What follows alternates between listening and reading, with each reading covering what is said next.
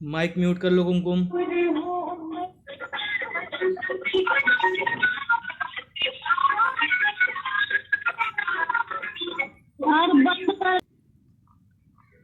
Clinical pathology के अंदर हम लोग पढ़ रहे हैं माइक्रोस्कोपिकल एग्जामिनेशन ऑफ यूरिन के बारे में।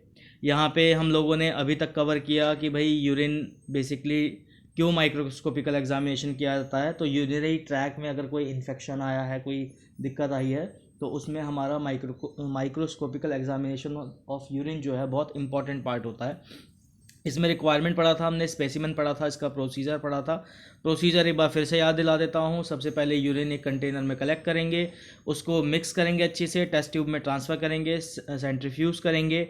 सेंट्रीफ्यूज़ करने के बाद सुपरनेटेड जो पार्ट है उसको डिस्कार्ड करेंगे, रिमूव करेंगे, और जो हमारा डिपॉजिट है उसको हम एक ग्लास स्लाइड में पोर करके और कवर स्लिप के साथ रखने के बाद हम माइक्रोस्कोप में अंडर करेंगे, ऑब्जर्व करेंगे ऑब्जेक्टिव लेंस के नीचे।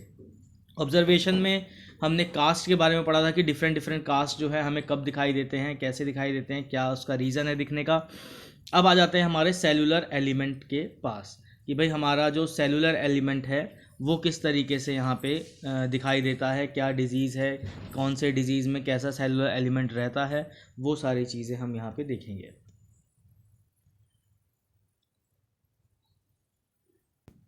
अब आते हैं सेलुलर पार्ट में। तो सबसे पहला है हमारा squamous epithelial cell in urine.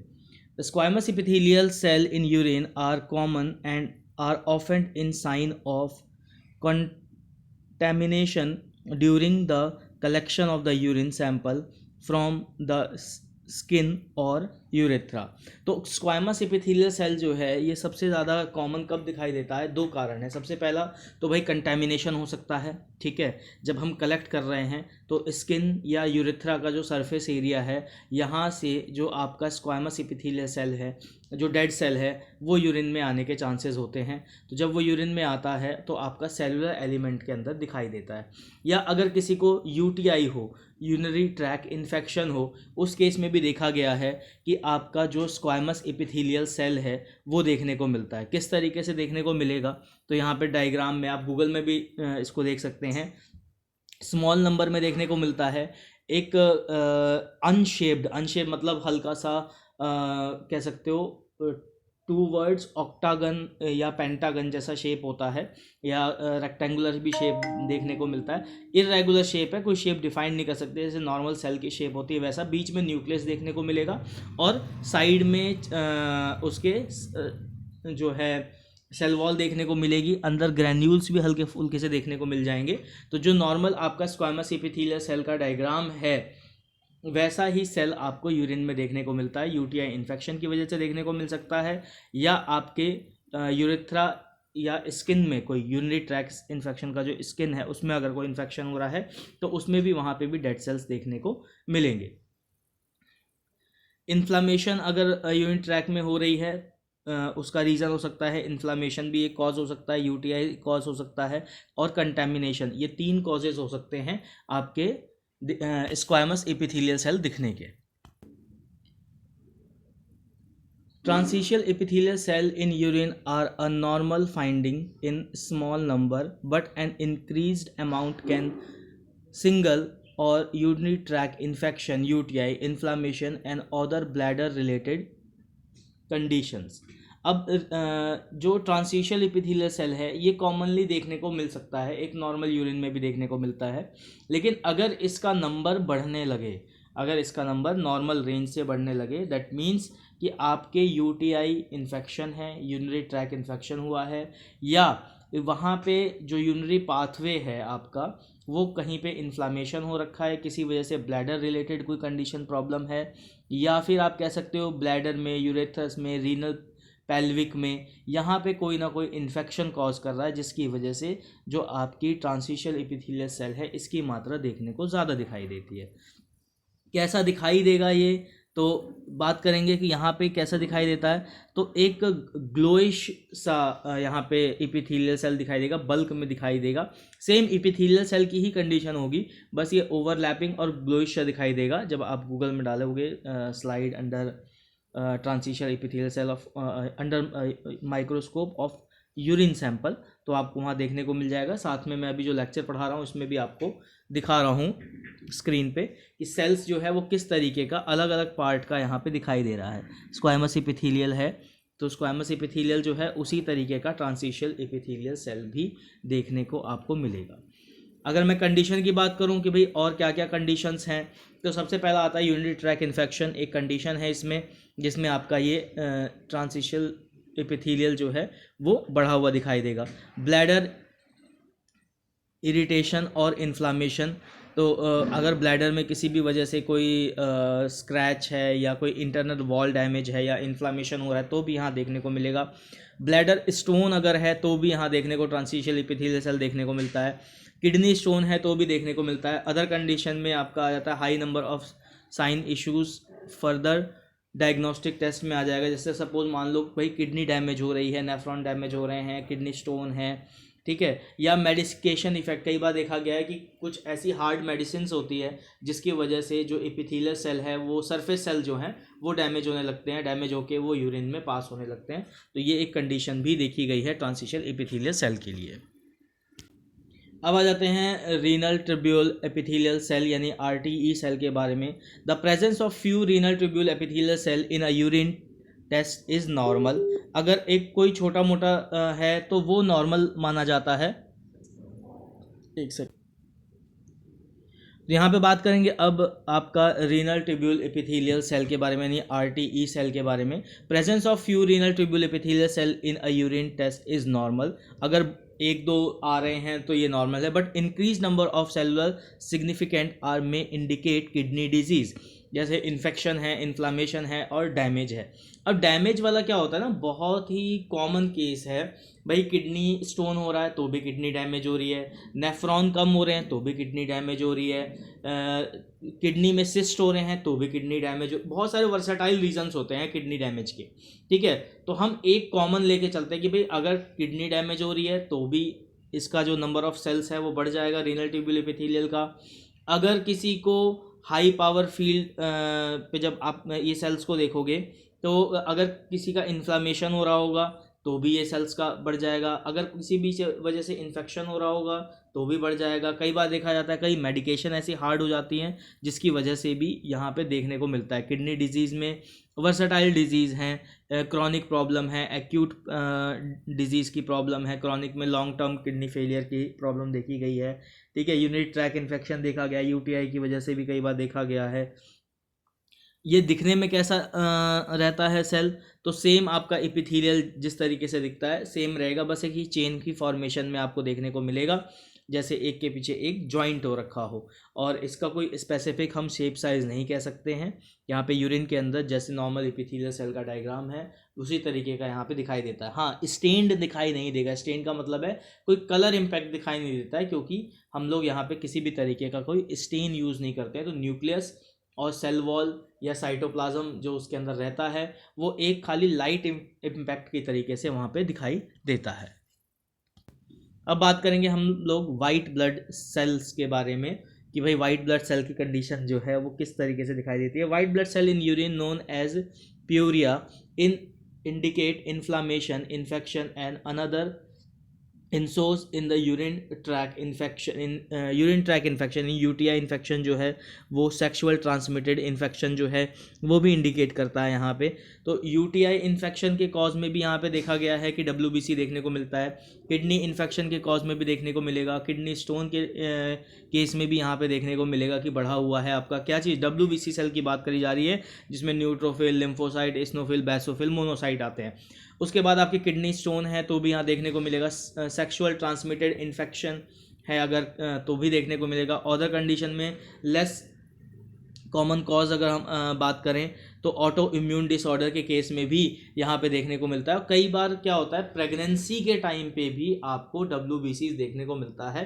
तो प्रेगनेंसी के टाइम में हाई लेवल ऑफ WBCs जो हैं कई बार यूरिन में पास होते हैं, तो वो एक नॉर्मल कंडीशन होती है। लेकिन इसके अबव जो कंडीशन हमने पढ़ी जैसे UTI है, यूरिनरी ट्रैक इन्फेक्शन है, किडनी इन्फेक्शन है, किडनी स्टोन है, सेक्सुअल ट्रांसमिशन इन्फेक्शन है, या अदर कंडीशन में आपका ऑटो इम्यून डिसऑर्डर है, तो ये जो कंडीशन होती है इसमें ये एबनॉर्मल कंडीशन है जिसमें आपके WBC सेल्स यूरिन में देखने को मिलते हैं। वाइट ब्लड सेल्स या वाइट ब्लड सेल्स क्लम्प्स, ये दोनों सिमिलर ही हैं, इसमें ज़्यादा डिफरेंस नहीं है। क्लम्प्स का बस मतलब होता है कि आपस में जुड़े हुए, सेल्स का मतलब हो गया इंडिविजुअल। तो white blood cell clumps in a urine known as pyuria are a sign of an unusual issue, most commonly UTI और इन्फ्लामेशन और यूरिनरी ट्रैक और किडनी इन्फेक्शन। STI भी हो सकता है, सेक्सुअल ट्रांसमिटेड इन्फेक्शन भी हो सकता है कॉज में। सबसे पहला जो है UTI, यूरिनरी ट्रैक इन्फेक्शन, होता क्या है बेसिकली, तो जो बैक्टीरिया है इंटीरियर यूरिनरी ट्रैक का, वो क्या करता है, आपके ट्रैक को इन्फ्लामेट कर देता है, यानी स्वेल कर देता है, जिसकी वजह से जो सरफेस सेल्स हैं, जो वहाँ पे ब्लड आ रहा है सरफेस सेल्स पे, कई बार वो सेल्स डैमेज होते हैं, जिससे ब्लड सेल्स जो हैं वो यूरिन में आना शुरू हो जाते हैं, और यूरिन में जब वो सेल्स आते हैं तो आपको माइक्रोस्कोप में दिखाई देंगे। ऐसे ही किडनी स्टोन अगर होता है तो भी देखा गया है कि स्पेसिफिक आपके यूरिनरी ट्रैक में अगर किडनी स्टोन आ रहा है तो भी वहाँ पे WBC क्लम्प्स जो हैं वो देखने को मिलेंगे।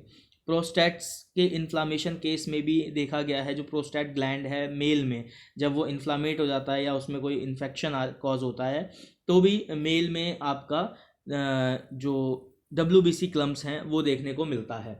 ध्यान रखना, यहाँ प्रोस्टेट वाला पार्ट जो है पहले नहीं था WBC सेल्स वाले में, लेकिन क्लम्प्स वाले पार्ट में है। अगर किसी को प्रोस्टेट की प्रॉब्लम है तो भी आपके यूरिन में आपके WBC क्लम्प्स देखने को मिलेंगे। सेक्सुअल ट्रांसमिटेड इन्फेक्शन, अगेन अगर कोई सेक्सुअल ट्रांसमिटेड इन्फेक्शन हुआ है उस केस में भी WBC सेल्स दिखते हैं। अदर कंडीशन में किडनी ट्यूमर है अगर किसी को तो भी देखने को मिलेगा, ब्लैडर में कोई इन्फेक्शन है तो भी देखने को मिलेगा, सर्टेन मेडिकेशंस में भी देखने को मिलता है कि कई बार मेडिकेशन हार्ड होने की वजह से आपके WBC सेल्स जो आते हैं। और क्लम्प्स जो है प्रेगनेंसी में भी एक कॉमन कॉज है कि भाई प्रेगनेंसी के टाइम पे भी आपको WBC क्लम्प्स देखने को मिलेंगे, क्योंकि WBC सेल्स आ रहे हैं तो क्लम्प्स आना भी कॉमन है। हम लोग कवर कर रहे हैं cellular element urine microscopical under examination वाले में, जिसमें हमने स्क्वायमस एपिथेलियल सेल कवर कर लिया, ट्रांसिशियल एपिथेलियल सेल कवर कर लिया, renal tubule epithelial cell cover कर लिया। तो एपिथेलियल सेल का जो बेसिक स्ट्रक्चर है वो याद रखना, वो सारे कंडीशन में सेम ही दिखाई देता है। फिर आपके WBC सेल्स और WBC क्लम्प्स, ये भी बहुत सिमिलर ही है। क्लम्प्स मतलब बहुत सारे क्लस्टर एक फॉर्म में दिखाई देगा, सेल्स मतलब इंडिविजुअल दिखाई देता है। इसकी कंडीशन देख ली। अब आते हैं रेड ब्लड सेल के बारे में, RBCs के बारे में। तो red blood cell in urine is condition called haematuria, means blood has entered the urinary tract and can be visible, gross hematuria, or only detected through testing। अब ये हिमेट्यूरिया क्या है, तो यूरिन में ब्लड आना किसी भी रीज़न से आ सकता है। ब्लड हिमेट्यूरिया का मल्टीपल रीजंस होता है। मान लो भाई हमारे यूरिनरी ट्रैक में कहीं पे मेजर इंजरी हो गई, भाई हम फुटबॉल खेल रहे हैं, बैट बॉल खेल रहे हैं, बॉल लग जाती है ट्रैक इन्फेक्शन के आसपास में, तो इंटरनल ब्लीडिंग शुरू होती है, तो वो यूरिन ट्रैक में अगर इंटरनल ट्रैक में आई है तो वो देखने को मिलेगी।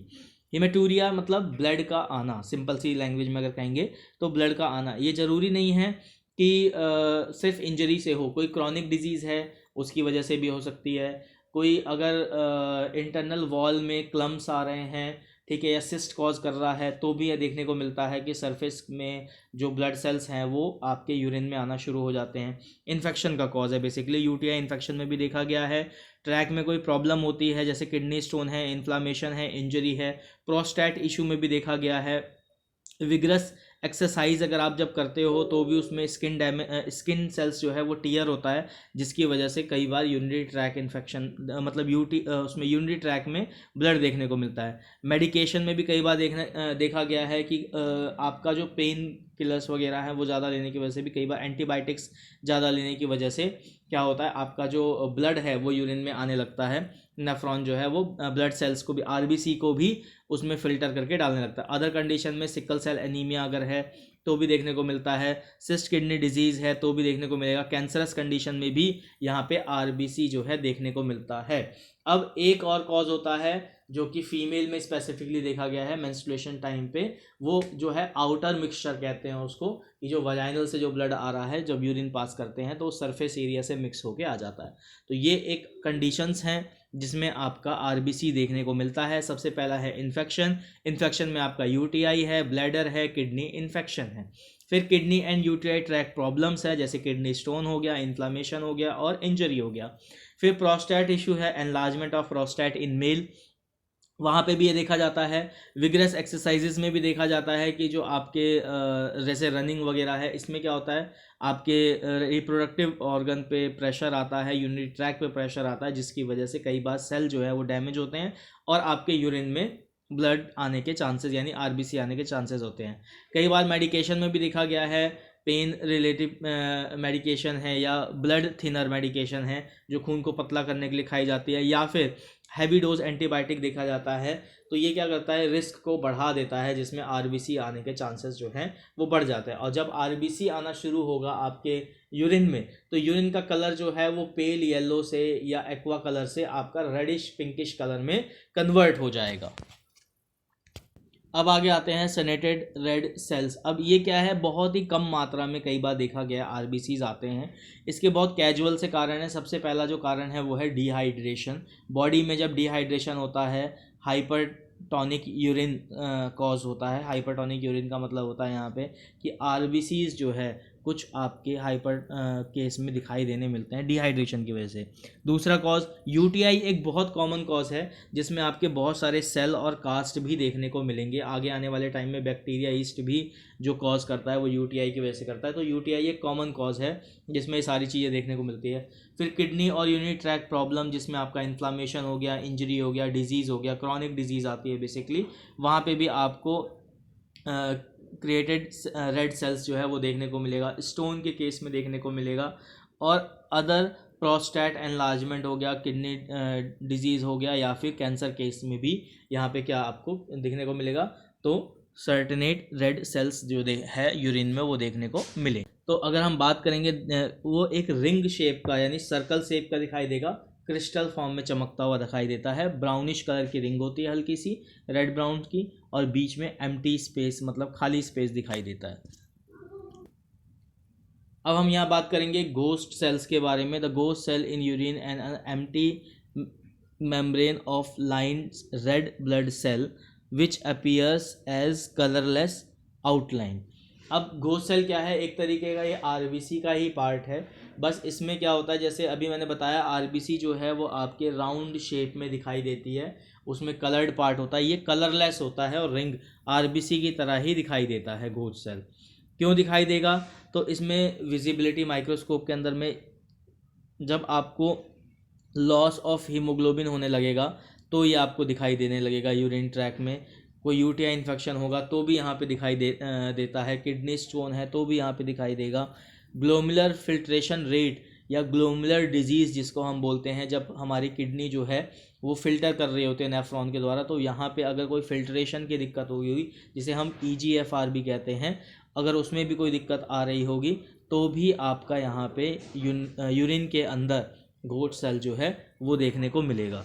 ग्लोमुलर डिजीज़ हो गया आपका, किडनी स्टोन हो गया, यूटीआई हो गया, ट्रॉमा हो गया, ट्रॉमा मतलब इंजरी होती है, ठीक है, और आपका blood cell red blood cell cast अगर आने लगे तो भी यहाँ पे क्या होगा, आपको हाई स्टेज पे घोस्ट सेल्स जो है आरबीसी सेल्स जो हैं वो देखने को मिलेंगे।